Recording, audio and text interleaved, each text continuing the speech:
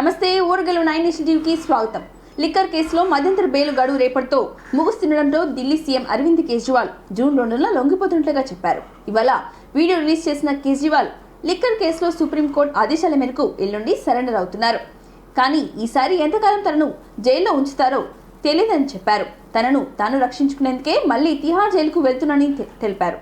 చట్టాలకు లోబడి జైలుకు వెళ్తున్నందుకు గర్వంగా ఉందని అన్నారు కేజ్రీవాల్. కానీ జైల్లో ఈసారి ఎక్కువగా హింసించవచ్చని తెలిపారు.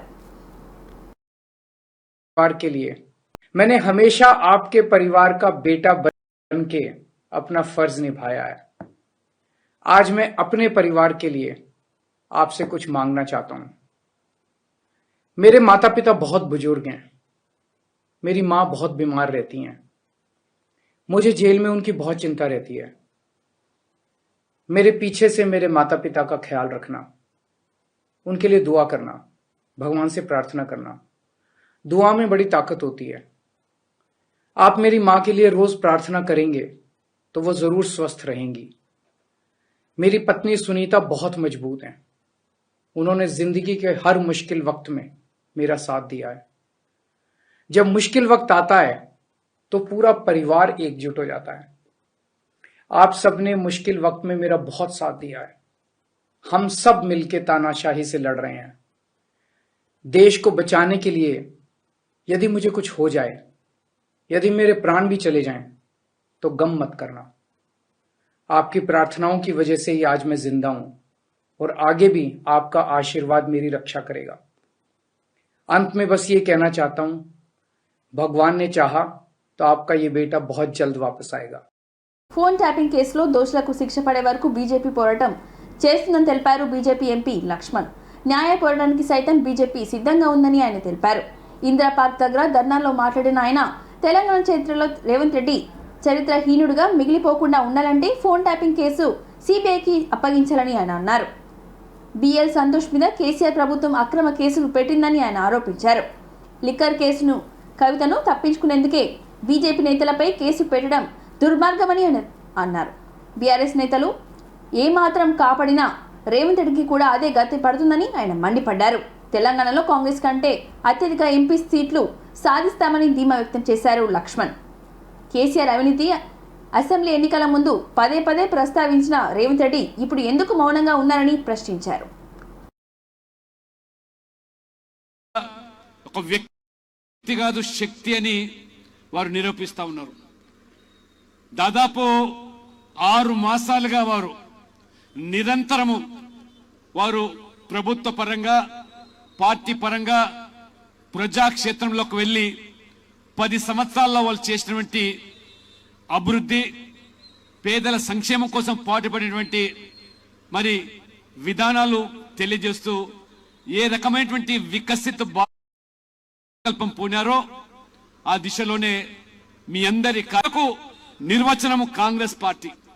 సంతుష్టికరణ రాజకీయాలు, మైనార్టీ ఓటు రాజకీయాలకు మరి ఆ రోజు మరి బీఆర్ఎస్ పాల్పడితే మరి కాంగ్రెస్ అతీతం కాదు. అందుకని ఈ 2 పార్టీల డిఎన్ఏ వేరు కాదు, ఈ 2 పార్టీల విధానాలు ఒకటే. రేవంత్ రెడ్డి గారు మీరు ఇచ్చిన మాటలు నిలబెట్టుకోకుండా ప్రజల దృష్టి మళ్లించడానికి ఏ రకంగా కేసీఆర్ యొక్క అవినీతిని పదే పదే ఎన్నికల ముందు ప్రస్తావించారు. వారి కాళేశ్వరం ప్రాజెక్టులో జరిగినటువంటి 1,00,000 కోట్ల అవినీతి అన్నారు. దోచుకున్నటువంటి సొమ్మునన్ని కూడా కక్కిస్తామన్నారు రేవంత్ రెడ్డి గారు. ప్రజలకు ఆ సొమ్మును పంచిపెడతామని చెప్పారు. అది కాళేశ్వరం ప్రాజెక్టులో జరిగినటువంటి అవినీతి కానివ్వండి, లేదా ధరలలో జరిగినటువంటి ఆ భూ భాగోతాలు కానివ్వండి, ఏ రకంగా దాచుకోవడానికి లేదా నీ యొక్క వారసత్వంలో భాగంగా మళ్ళీ కొడుకును ముఖ్యమంత్రి చేయడానికి ఏ రకంగా వివరించారో ఆ 3 ఉప ఎన్నికల్లో కూడా బీజేపీ యొక్క ఆర్థిక ముప్పు వాటిల్లే విధంగా 10 ఒత్తిడా లేకపోతే ఆ రాజకీయ శక్తిగా ఎదగబోతున్నాం. ఖచ్చితంగా భవిష్యత్తులో ఈ రాష్ట్రాన్ని పాలించే శక్తిగా ఇవాళ బీజేపీ ఎదిగింది. కాబట్టి బీజేపీ ప్రజలు ఇవాళ తెలంగాణ ప్రజలు ఆ సంతోష్ జీ బీజేపీ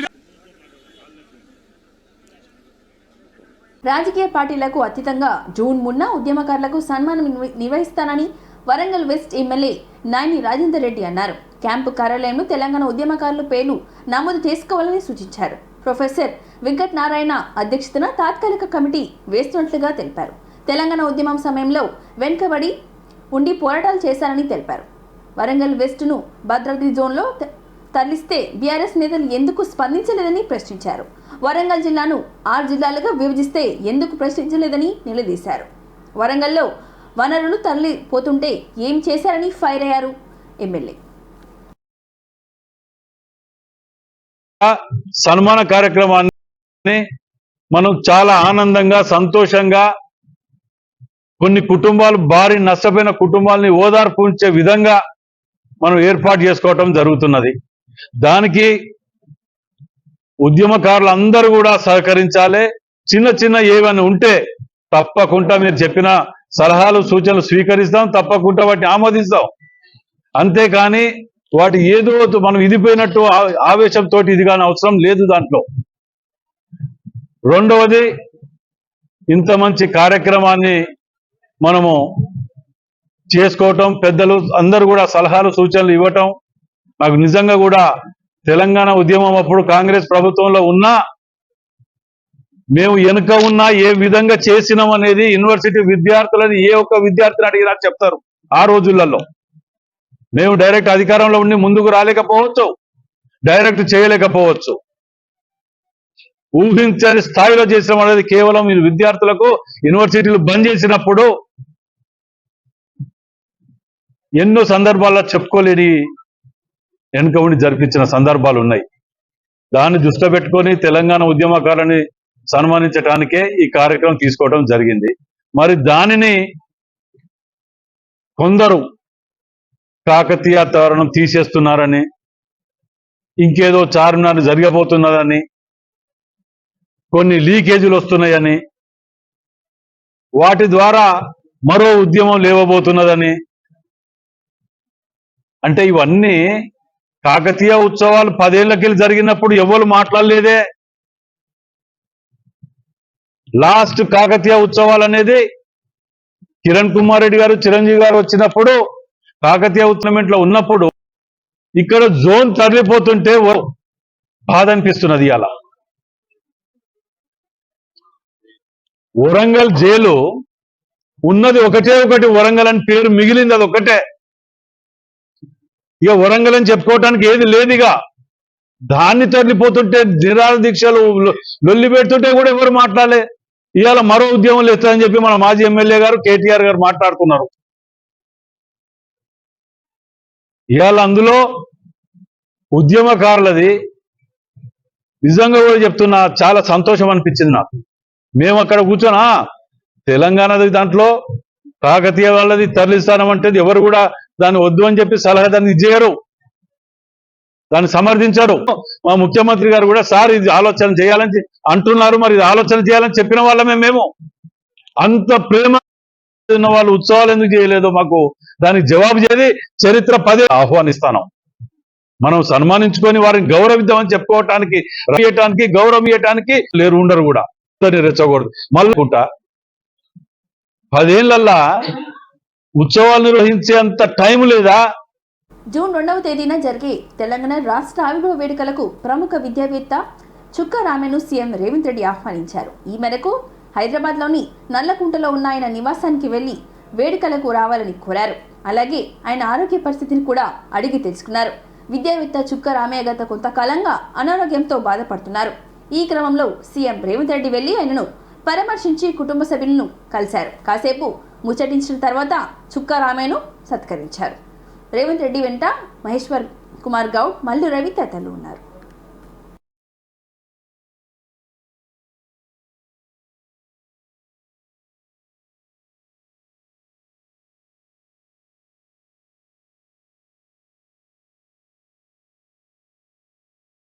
కేసీఆర్ను కాపాడేందుకు బీజేపీ ప్రయత్నిస్తుందని, అందులో భాగంగానే సిబిఐ విచారణ కోరుతుందని జీవన్రెడ్డి విమర్శించారు.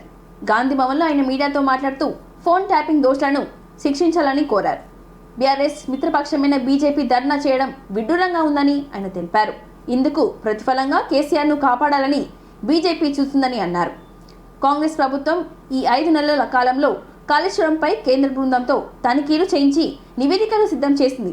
జ్యుడిషియల్ ఎంక్వైరీ నడుస్తుందని చెప్పారు.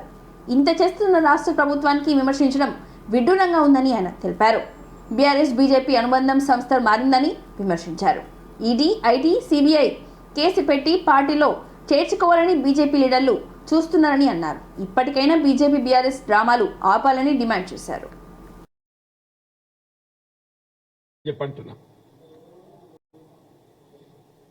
ఇవాళ రేవంత్ రెడ్డి గారి ప్రభుత్వం ఏదైతున్నదో ఈ టెలిఫోన్ ట్యాపింగ్ వ్యవహారం ఎంతవరకైతే వెలికి తీయడం జరగలేదో అంతవరకు పల్లెత్తు ఆ అంశంపై మాట్లాడనటువంటి భారతీయ జనతా పార్టీ నాయకులు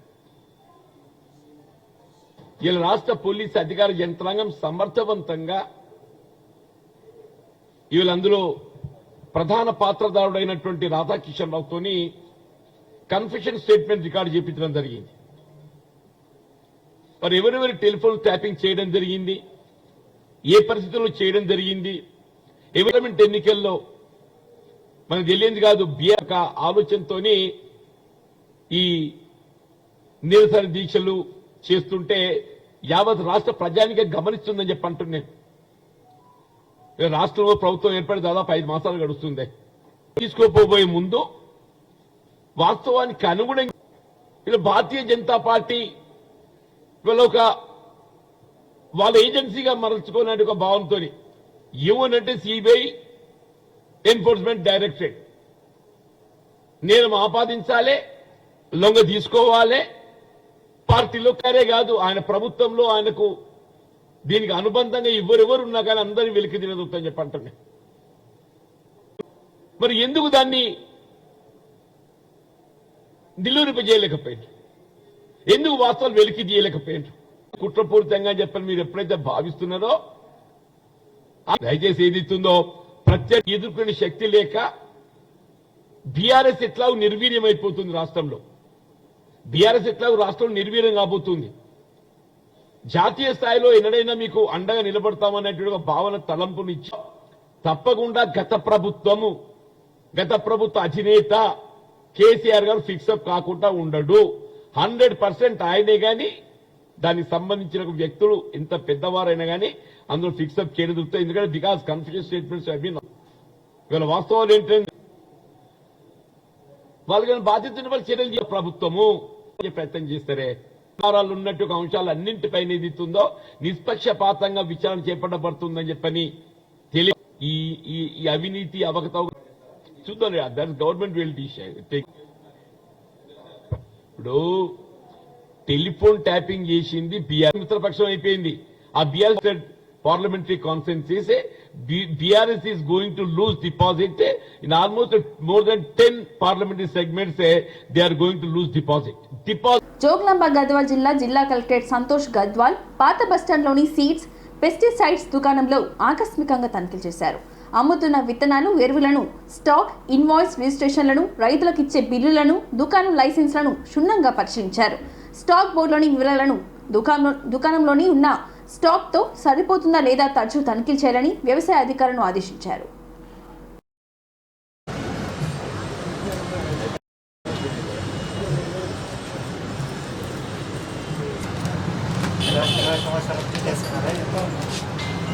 కృష్ణారెడ్డి అని చాలా ఫేమస్ డీలర్స్ ఎవరు లేకున్నారు. ఫస్ట్ స్టార్ట్ చేసింది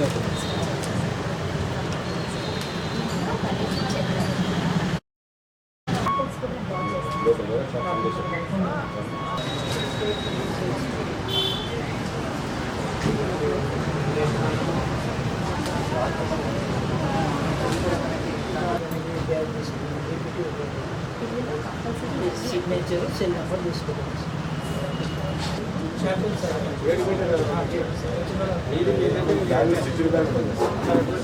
ఓపెన్ చేయడానికి శాంపుల్స్ అన్ని పెట్టుకుంటారు. చూసి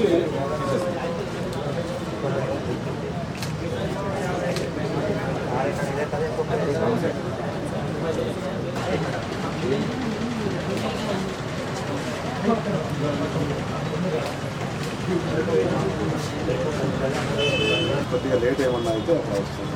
రెక్టిఫైబిలిటీ ఒక బ్యాగ్లో 5 వస్తుంది కదా, పెద్ద బ్యాగ్ వస్తుంది. అది ఇబ్బంది అవుతుంది కూడా. జిల్లాలో ఎలాంటి విత్తనాలు కొరత లేదని, రైతులు ఆందోళన చెందవలసిన అవసరం లేదని జిల్లా కలెక్టర్ ప్రావీణ్య అన్నారు. శుక్రవారం జిల్లా కలెక్టరేట్ కార్యాలయంలో కాన్ఫరెన్స్ హాల్లో జిల్లాలో విత్తనాల లభ్యత, వానాకాలం సాగుపై సమావేశం నిర్వహించారు. ఈ సందర్భంగా జిల్లా కలెక్టర్ ప్రావీణ్య మాట్లాడుతూ వాతావరణ శాఖ సూచనల ప్రకారం ఈసారి ముందుగానే రుతుపవనాలు రాష్ట్రంలో ప్రవేశించనున్నాయని, ముందుగానే వర్షాకాలం వచ్చే అవకాశం ఉందని, రైతులు సాగుకు సమాయుక్తం అవుతున్న దృష్ట్యా విత్తనాల కొరత లేదని, సమృద్ధిగా ఉన్నాయని తెలిపారు.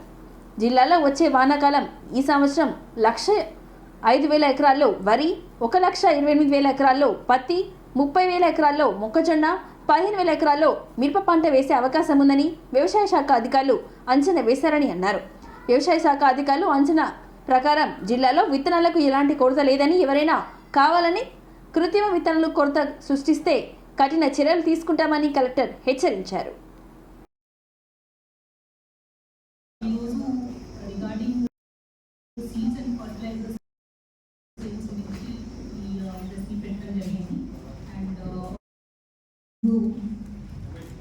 ఈరోజు మార్నింగ్ ఆల్ ఆఫీసర్స్, మండల అగ్రికల్చర్ ఆఫీసర్స్, ఏరియా అగ్రికల్చర్, అలానే ఏసీబీతో పాటు ఒక ఆఫీషియల్స్తో మీటింగ్ పెట్టుకోవడం జరిగింది. అండ్ గత వారం నుంచి ఏవైతే జాయింట్ ఇన్స్పెక్షన్స్ స్టాఫ్ అందరూ చేస్తున్నారో వాళ్ళ ఫీడ్బ్యాక్, వాళ్ళ ఫైండింగ్స్ ఇవన్నీ కూడా మనం తెలుసుకోవడం జరిగింది. అండ్ వాళ్ళకి ఫర్దర్ ఇన్స్ట్రక్షన్స్ కూడా ఇచ్చాము.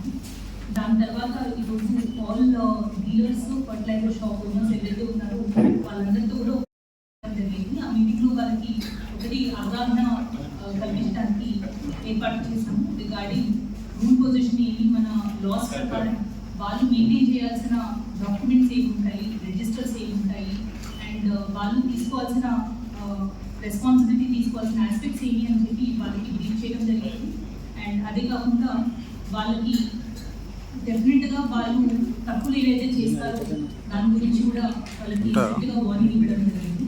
సో ఈసారి మనకి వరంగల్ జిల్లాలో ఎకరేజ్ చూసుకుంటే preliminary estimates based on planning and agriculture department and last year డేటాతో కంపేర్ చేసుకుంటే మనకి ఈసారి డెఫినెట్గా రైస్ అరౌండ్ 1,30,000 acres ఎక్స్పెక్ట్ చేస్తున్నాము. అండ్ కాటన్ ఒక 1,28,000 acres, అండ్ చిల్లీ ఒక 15,000, రైస్ వచ్చేసి 30,000 acres ఎక్స్పెక్ట్ చేస్తున్నాము. సో దీని ప్రకారమే మనకి సీడ్ అవైలబిలిటీ అనేది కూడా మనం క్యాలిక్యులేట్ చేసుకొని ప్రతి డీలర్ దగ్గర కూడా సీడ్స్ సఫిషియెంట్గా అవైలబుల్ ఉండేలాగా మేము చూసుకుంటున్నాము. As of now first and foremost మనకి కాటన్ సీడ్ ఇప్పుడు ఎక్కువగా సేల్ అవుతుంది కాబట్టి కాటన్ సీడ్ అవైలబిలిటీ మనము రివ్యూ చేసుకోవడం జరిగింది.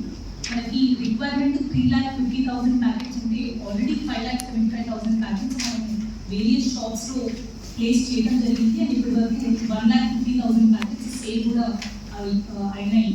అండ్ ఫార్మర్కి ఎలాంటి వెరైటీ కావాలో ఆ వెరైటీస్ కూడా స్పెసిఫిక్గా ఫోకస్ చేసి డెఫినెట్గా ఆ స్టాక్ ఉండేలాగా చూస్తున్నాము. అండ్ మోర్ ఇంపార్టెంట్లీ ఎక్కడైతే కొంచెం రూమర్స్ క్రియేట్ అవుతున్నాయో ఈ పర్టికులర్ వెరైటీ వేస్తేనే ఈల్డ్ వస్తుంది, లేదు అంటే ఈ వెరైటీకి ఎక్కువ ఈల్డ్ వస్తుంది అని అన్నెసెసరీ రూమర్స్ ఏవైతే క్రియేట్ అవుతున్నాయో అట్లాంటి వాటి గురించి అవేర్నెస్ ద్వారా మండల అగ్రికల్చర్ ఆఫీసర్స్ ద్వారా కూడా ఇంకా ఎక్కువ అవేర్నెస్ క్రియేట్ చేస్తున్నాము. దట్ ఈల్డ్ అనేది ఆ క్రాప్ మేనేజ్మెంట్లో ఉంటుంది, ఫార్మర్ చేసే ప్రాక్టీసెస్లో ఉంటుంది, కానీ సీడ్ వెరైటీ అనేది కాదు. ఏదైతే లైసెన్స్డ్ సీడ్స్ ఉన్నాయో అవన్నీ కూడా మంచి వెరైటీని, అవన్నీ కూడా మన షాప్ డీలర్స్తో పాటు ఏరియోస్ కూడా ఎక్కువ అవగాహన క్రియేట్ చేయాలని ఇన్స్ట్రక్షన్స్ ఇవ్వడం జరిగింది. అండ్ మనకి రిక్వైర్మెంట్ ఎంతైతే సీడ్ రిక్వైర్మెంట్ ఉందో దానికంటే ఎక్కువనే ఆల్రెడీ పొజిషన్ చేసుకున్నాము. కాబట్టి ఎవరు కూడా ఫార్మర్స్ భయపడాల్సిన అవసరం లేదు, అండ్ వాళ్ళకి ప్యానిక్ అవ్వాల్సిన అవసరం కూడా లేదనేది తెలియజేస్తున్నాము.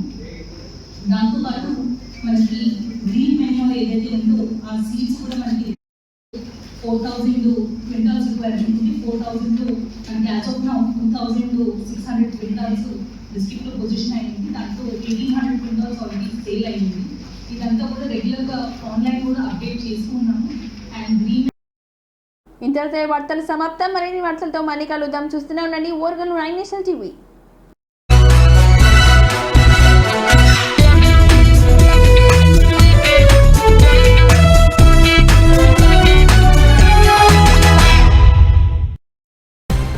వరంగల్ హన్మకొండ హోటల్స్ లో తింటున్నారా?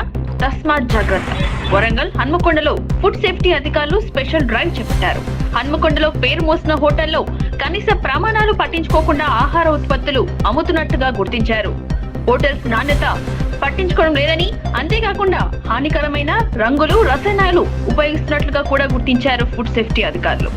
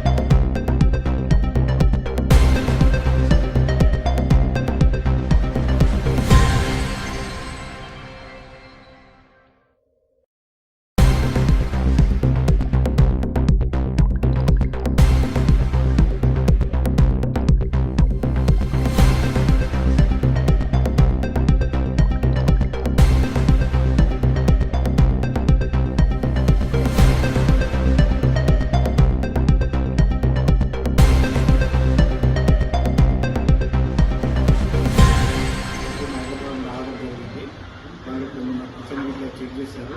అందులో ఫుడ్ సంబంధించి ఏం లేదు, చిన్న చిన్న లోకల్గా తీసుకున్న నూడిల్స్ని వాళ్ళు ప్యాక్ చేసి పెట్టారు. వాళ్ళు ల్యాబ్కి పంపిస్తామన్నారు. తర్వాత వాళ్ళు రిపోర్ట్ బట్టి ఫిల్ చేసుకున్నారు. అదర్వైజ్ నథింగ్ తీసుకోవడం.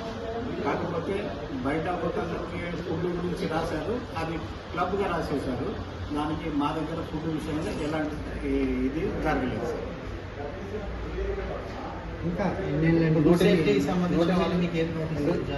ఫుడ్ సేఫ్టీ వాళ్ళు మాకు కొన్ని పాయింట్స్ మీద నోటీస్ ఇచ్చారు. దానికి మన వరంగల్ మన హన్మకొండ ఫుడ్ ఆఫీసర్కి దీనికి రెక్టిఫికేషన్ అన్నారు. అది మీ త్వరలో వాళ్ళకి అందజేస్తాం. టైం ఇచ్చింది, వాళ్ళకి టైమింగ్ స్పెసిఫై చేయలేదు. కాకపోతే మీ అతి తొందరలో వాళ్ళకు మేము దీనికి ఎంక్వైరీ అనేది ఫస్ట్ టైం జరిగింది. ఇది ఫస్ట్ టైం సార్, మన దగ్గర ఎప్పుడు రాలేదు. ఓకే,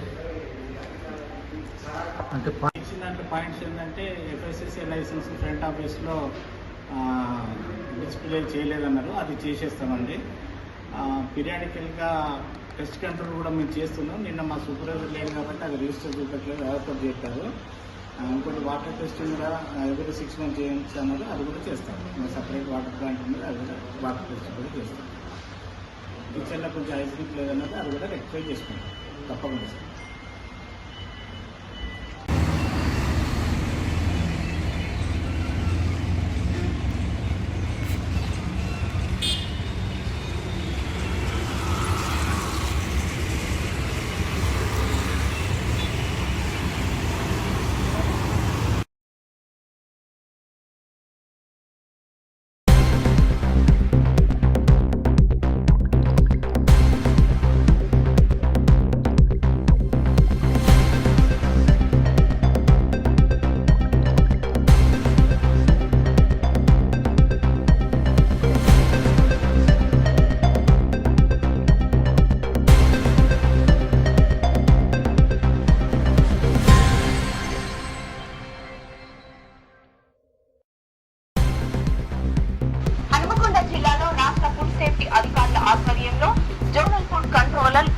జ్యోతిర్మయ్ వివిధ జిల్లాల ఫుడ్ సేఫ్టీ ఆఫీసర్స్ బృందంతో కలిసి ప్రముఖ హోటల్స్ రెస్టారెంట్లలో తనిఖీలు చేశారు.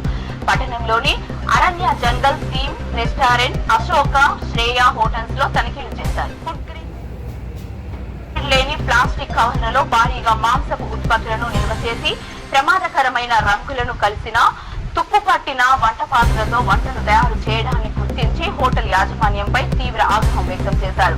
ప్రజల ఆరోగ్యాలతో చెలగాటమాడుతున్న సదరు హోటల్ యాజమాన్యానికి నోటీసులను జారీ చేశారు. ఈ స్పెషల్ డ్రైవ్ లో Hanumakonda food safety officer P Venugopal, Warangal food safety officer CH Krishnamurthy, Mahabub Nagar జిల్లా food safety officer P Manoj Kumar, Nalgonda జిల్లా food safety officer P Swathi పాల్గొన్నారు.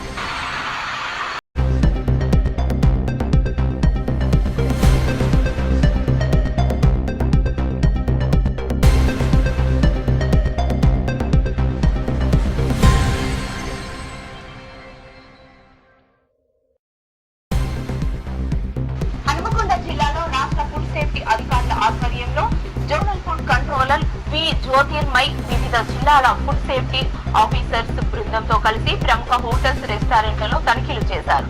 పట్టణంలోని అరణ్య జంగల్ theme restaurant, Ashoka, Shreya hotels లో తనిఖీలు చేశారు. ఫుడ్ గ్రేడ్ లేని ప్లాస్టిక్ కవర్లలో భారీగా మాంసపు ఉత్పత్తులను నిల్వ చేసి ప్రమాదకరమైన రంగులను కలిసిన తుప్పు పట్టిన వంట పాత్రలతో వంటలు తయారు చేయడాన్ని గుర్తించి హోటల్ యాజమాన్యంపై తీవ్ర ఆగ్రహం వ్యక్తం చేశారు.